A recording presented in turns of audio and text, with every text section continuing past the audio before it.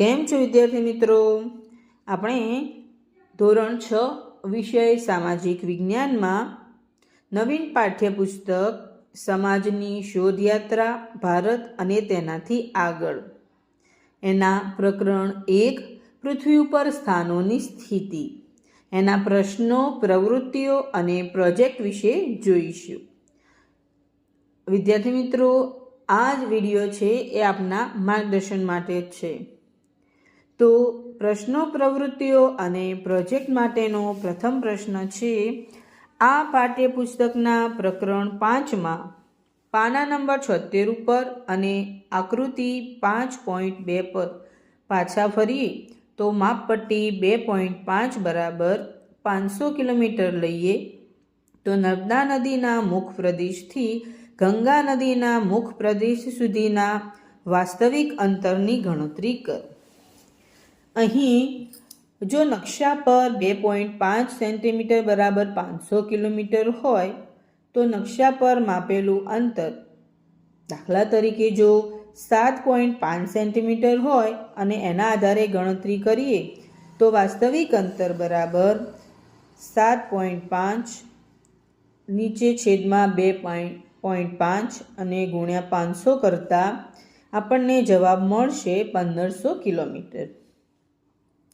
એ પછીનો બીજો પ્રશ્ન છે, જ્યારે લંડનમાં બપોરે 12 વાગ્યાનો સમય હોય છે તો તે સમયે ભારતમાં સાંજના 5:30 વાગ્યા હોય છે. કેમ? તો લંડન અને ભારતના સમયમાં તફાવત છે 12 વાગ્યાથી લઈને 5:30 વાગ્યા સુધીનું. તો લંડન એ ગ્રીનવિચ એટલે કે 0 અંશ રેખાંશ પર છે, જ્યારે ભારતની પ્રમાણ સમય રેખા 82.5 પૂર્વ રેખાંશ પર છે.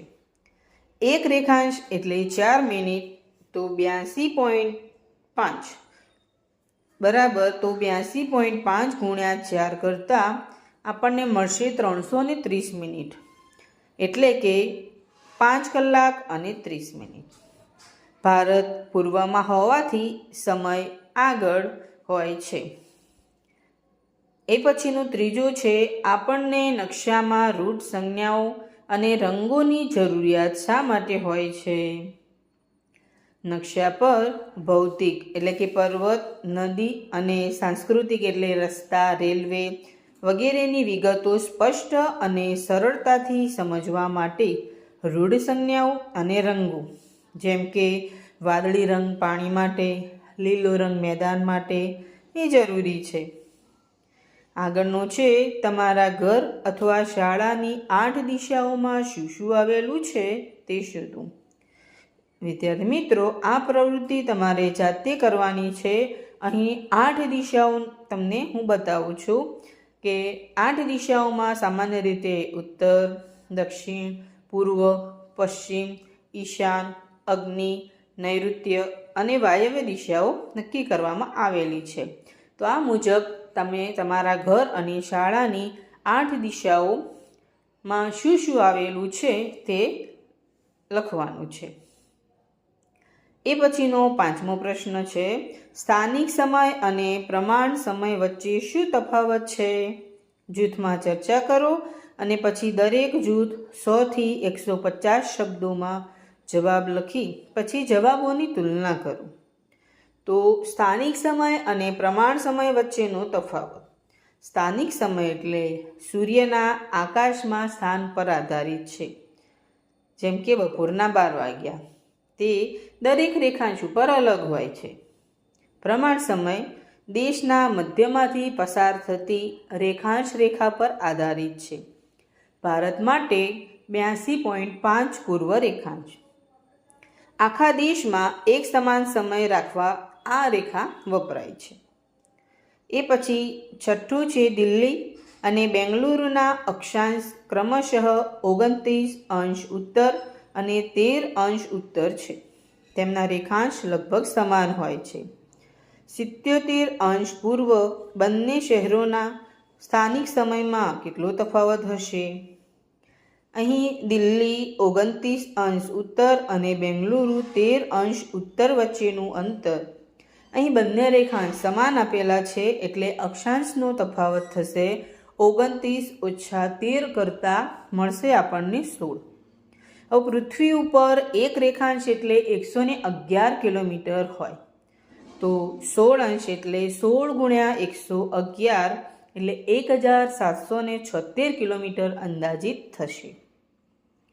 હવે એ પછી નીચે છે, નીચેના વિધાનો પર ખરા કે ખોટાનું ચિહ્ન કરો અને તેને 1-2 વાક્યમાં સમજાવો. અહીં આપેલા વિધાનો પર ખરા ખોટાની નિશાની પણ કરેલી છે અને સમજૂતી છે. એમાં પહેલું વિધાન છે, અક્ષાંશની તમામ સમાંતર રેખાઓની લંબાઈ એક સરખી હોય છે. આ વિધાન ખોટું છે. વિષુવવૃત્ત સૌથી મોટી રેખા છે, જ્યારે ધ્રુવો તરફ જતા અક્ષાંશ વૃત્તો નાના થતા જાય છે. બીજું વિધાન છે, રેખાંશની રેખાઓની લંબાઈ વિષુવવૃત્ત કરતાં અડધી હોય છે. આ વિધાન સાચું છે. રેખાંશની રેખાઓ ધ્રુવથી ધ્રુવ સુધી અર્ધવર્તુળાકાર રેખાઓ છે, જેની લંબાઈ પૃથ્વીના સૌથી મોટા વર્તુળ એટલે કે વિષુવવૃત્ત કરતાં અડધી હોય છે. ત્રીજું છે, દક્ષિણ ધ્રુવના 90 અંશ દક્ષિણ અક્ષાંશ છે. આ વિધાન ખરું છે. દક્ષિણ ધ્રુવ એ પૃથ્વીના સૌથી દક્ષિણ બિંદુ એટલે કે 90 અંશ દક્ષિણ અક્ષાંશ પર આવેલું છે. એ પછીનું વિધાન છે, અસમમાં સ્થાનિક સમય અને IST એક જ છે. અહીં IST એટલે ભારતીય પ્રમાણ સમય રેખા. આ વિધાન ખોટું છે. ભારતના પ્રમાણ સમય એટલે કે IST અને આસામના સ્થાનિક સમય વચ્ચે આશરે 1 કલાકનો તફાવત છે, કારણ કે આસામ પૂર્વમાં આવેલું છે. આગળનું વિધાન છે, ટાઈમ ઝોનને વિભાજિત કરતી રેખાઓ રેખાંશની રેખાઓની સમાન હોય છે, મેરિડિયન્સ સાથે સમાન હોય છે. આ વિધાન ખરું છે. સમયની ગણતરી પૃથ્વીના પરિભ્રમણ પર આધારિત છે, તેથી સમયના વિભાગો એટલે કે ટાઈમ ઝોન્સ મેરિડિયન્સ અથવા રેખાંશ રેખાઓ પર આધારિત હોય છે. આગળનું વિધાન છે, વિષુવવૃત્ત રેખા એક અક્ષાંશ વૃત્ત પણ છે. આ વિધાન ખરું છે. વિષુવવૃત્ત એ 0 અંશ અક્ષાંશ રેખા છે, જે પૃથ્વીને ઉત્તર અને દક્ષિણ ગોળાર્ધમાં વહેંચે છે. એ પછી નીચે આપેલ શબ્દ ચોરસમાં તેની સાથે આપેલા ગુજરાતી વિવરણવાળા અંગ્રેજી શબ્દ તેની નીચે આપેલા કૌંસમાંથી શોધી શબ્દ સંધાન પ્રવૃત્તિ કરો. અહીંયા જે ડાબેથી જમણે એટલે કે જે આડી ચાવી છે એમાં 1 નંબર આડી ચાવી, નકશામાં એક વિશાળ વિસ્તારને નાના સ્વરૂપમાં દર્શાવવું. એના માટેનો અંગ્રેજી શબ્દ છે મેપ, MAP, મેપ. ચોથા નંબરની આડી ચાવી છે એક અનુકૂળ ગોળાકાર, જેના માટેનો અંગ્રેજી શબ્દ છે ગ્લોબ એટલે કે પૃથ્વીનો ગોળો, GLOBE. પાંચમા નંબરની આડી ચાવી છે સૌથી લાંબી સમાંતર અક્ષાંશ રેખા. એના માટેનો અંગ્રેજી શબ્દ છે ઇક્વેટર એટલે કે વિષુવવૃત્ત, EQUATOR. છઠ્ઠા નંબરની આડી ચાવી છે તે સ્થાન જ્યાંથી ગ્રીનિચ રેખા પસાર થાય છે. એના માટેનો અંગ્રેજી શબ્દ છે ગ્રીનવિચ, GRENWICH. આઠમા નંબરની આડી ચાવી છે માર્ગને શોધવાનું સરળ સાધન. એના માટેનો અંગ્રેજી શબ્દ છે PM. અહીં PM એટલે પ્રાઇમ મેરેડિયન એટલે કે હોકાયંત્રના સંદર્ભમાં અહીં આપેલો શબ્દ છે PM. 10મા નંબરની આડી ચાવી છે વિષુવવૃત્ત રેખાથી અંતરનું એક માપ. એના માટેનો શબ્દ છે લેટિટ્યુડ એટલે કે અક્ષાંશ, LATITUDE. હવે એ પછી ઉપરથી નીચે ડાઉન એટલે કે ઊભી ચાવી. એમાં 2 નંબરની ઊભી ચાવી છે ગ્રીનિચ રેખાથી અંતરનું એક માપ. એના માટેનો શબ્દ છે લોંગિટ્યુડ એટલે કે રેખાંશ, LONGITUDE. ત્રીજા નંબરની ઊભી ચાવી છે તે બંને સાથે મળીને એક સ્થળ શોધવામાં મદદરૂપ બને છે. એના માટેનો અંગ્રેજી શબ્દ છે કોઓર્ડિનેટ્સ, એટલે કે સંકલન, COORDINATES. છઠ્ઠા નંબરની ચાવી છે જે અક્ષાંશ અને રેખાંશ સાથે મળીને બનાવે છે. એના માટેનો અંગ્રેજી શબ્દ છે ગ્રીડ, GRID, એક પ્રકારની જાળી. એ પછીની સાતમા નંબરની ઊભી ચાવી છે તે સમય, જેના આપણે ભારતમાં પાલન કરીએ છીએ, પ્રમાણ સમય. એના માટેનો અંગ્રેજી શબ્દ છે IST, ઇન્ડિયન સ્ટાન્ડર્ડ ટાઈમ. નવમા નંબરની ઊભી ચાવી છે જે પૃથ્વીના ગોળાનું મધ્ય રેખાંશ વૃત્ત છે.